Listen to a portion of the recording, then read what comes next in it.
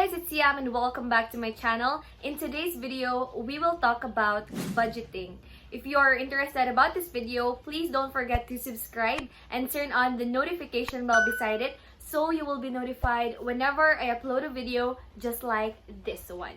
Struggling to stick to a budget doesn't mean you're bad at budgeting. It just means you haven't found the best way to make your budget work for you yet. It might take a few goes and a bit of trial and error to find a budgeting method that suits you. However, while it might be tricky to get going, budgeting doesn't have to be complicated, and once you've been doing it for a while, it becomes second nature. Here are the 9 easy to implement budgeting tips for beginners. Number 1, set some budget goals. First, set out your goals. Think about the things you want to achieve and lay them out. This will help keep you motivated to keep on track. These could be things like building a healthy emergency fund, or saving enough for a holiday, or paying off a specific debt. Budgeting well is what's going to help you achieve these goals sooner. Number 2, check your spending habits. The best way to get an idea of where you may be overspending and where your money is going is to record your spending by using a spending tracker. You can personally do this by downloading a spending tracker app, or even use your planner to keep track of your expenses, just like what I am doing. Be completely honest with yourself and keep a record of everything you spend for a week or longer. This will give you a concise overview of exactly where your money is being spent. It can also give you an insight whether you not tend towards emotional spending. Take a look at the results and consider if you're happy with your spending, or is there anywhere you think your money would be better off going towards one of your goals? Number 3, prioritize needs over wants.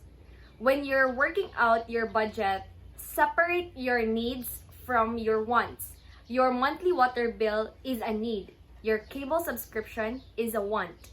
Replacement clothes when yours have holes in is a need. A new pair of sandals because they look cute, want. You absolutely can budget for both, but when it comes to budgeting, the essentials have to come first. Number 4, budget for saving. Another great budgeting tip is to make saving a part of your budget so it just goes out like any other bill. Budgeting for saving, even if it's just a small amount, makes you much more likely to build better savings than just getting to the end of the month and hoping there's something left to save. People often call this method paying yourself first. Number 5, try using cash instead of card, or the cash envelope budgeting system. Using cash instead of card where possible, for example, grocery shopping, food shopping, coffees out, etc., makes spending a lot more tangible.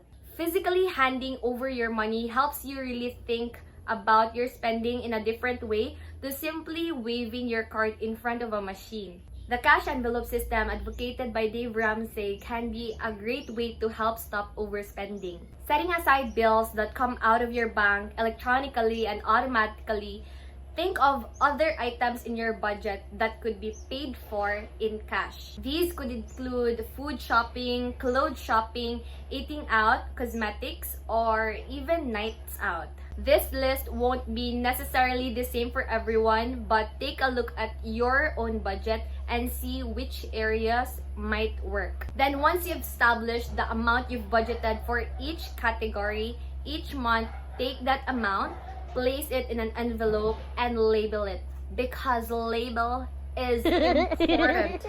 Charot! For example, perhaps you find yourself overspending on coffee while out and about. You may decide on a coffee budget of 500 per month in an envelope with coffee written on it. It's that simple. Every time you spend money on coffee during the month, the money must come from the coffee envelope, and any change goes back in the envelope. Once that money is gone, no more coffee. It might sound like a harsh way of budgeting, but it's a really effective way to keep control of your spending. And remember, you're keeping to the amount you budgeted was right for you and working towards the goals you set. If you have cash left over in any of your envelopes at the end of the month, you can choose to roll it over into the next month or add to savings. Number 6, budget for extras. Make room in your budget to allow for those little things that crop up unexpectedly or that you might forget. One example is the present you have to buy when you get invited to a birthday party. Having a miscellaneous section in your budget to allow these kind of things can help with not getting caught without money in the budget to cover them. Number 7, be flexible. Don't think that once you've worked out a budget, it's set in stone and you can never change it. You can always be flexible. While most expenses will probably stay consistent over the year, like utility bills, some expenses may vary from season to season, so your budget may need to adapt to any changes. You can always try and cut back in one area to make more money for another. Number 8, don't forget to treat yourself. Don't budget so harshly that there's nothing left for fun. For most people, money and our relationship with it can have a strong impact on mental health. And having absolutely no money for anything enjoyable is not going to lead to a good relationship with your budget. If things are very tight, this may mean having to cut back slightly in another area or even pay slightly lower debt repayments. But in the long run, the repayments of being happy to stick to your budget and keeping to it long term will pay off considerably more.